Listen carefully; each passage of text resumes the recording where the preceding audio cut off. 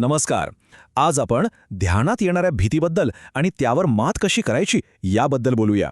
ध्यान करताना भीती वाटणं किंवा अस्वस्थ वाटणं हे खूपच सामान्य आहे. ध्यानात भीती वाटणं म्हणजे आपण काहीतरी चुकतोय असं नाही, हा एक नैसर्गिक टप्पा आहे. पण शांततेच्या शोधात ही भीती येते तरी कुठून? चला याचं उत्तर शोधूया. विज्ञानानुसार आपल्या मेंदूत अमिग्डाला नावाचा भाग असतो, जो भीतीवर नियंत्रण ठेवतो. ध्यानात मन नवीन अवस्थेत जातं आणि मग हा ॲमिग्डाला लगेच सक्रिय होतो. आध्यात्मिकदृष्ट्या पाहिलं तर भीती म्हणजे ऊर्जेच्या प्रवाहात आलेला एक अडथळा आहे. आणि याचमुळे मन, भीती आणि कल्पना मिळून भ्रम तयार करतात, जे वास्तव नसतं. बरं, मग भीती वाटल्यास काय करायचं?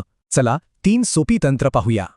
यातलं पहिलं आणि सर्वात महत्त्वाचं तंत्र आहे ग्राउंडिंग. हे आपल्याला वर्तमानात आणतं. पायरी सोपी आहे. लगेच उभं राहा, दीर्घ श्वास घ्या आणि लक्ष पायांवर केंद्रित करा. पुढचं तंत्र आहे स्लो ब्रीथिंग रिसेट.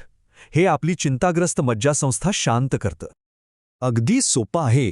4 सेकंद श्वास आत घ्या आणि 6 सेकंद बाहेर सोडा. तिसरं तंत्र आहे रिॲलिटी अफर्मेशन. हे भीतीचं चक्र तोडण्यासाठी खूप प्रभावी आहे. स्वतःला सांगा, मी सुरक्षित आहे, हे फक्त माझे मन आहे. यामुळे मनाला दिलासा मिळतो. पण एक प्रश्न उरतोच, ही भीती आहे की अंतर्ज्ञान? यातला फरक ओळखणं महत्त्वाचं आहे. फरक स्पष्ट आहे. भीती जड आणि चिंताजनक वाटते, तर अंतर्ज्ञान शांत आणि स्पष्ट असतं.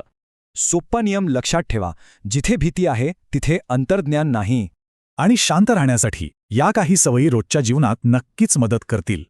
थोडक्यात सांगायचं तर ध्यानात भीती वाटणं स्वाभाविक आहे, पण त्यावर मात करता येते. एक गोष्ट कायम लक्षात ठेवा, भीती नैसर्गिक असली तरी ती सत्य नसते. यावरून एक विचार मनात येतो. मन निर्माण करत असलेल्या भ्रमांच्या पलीकडे पाहिल्यास काय दिसेल?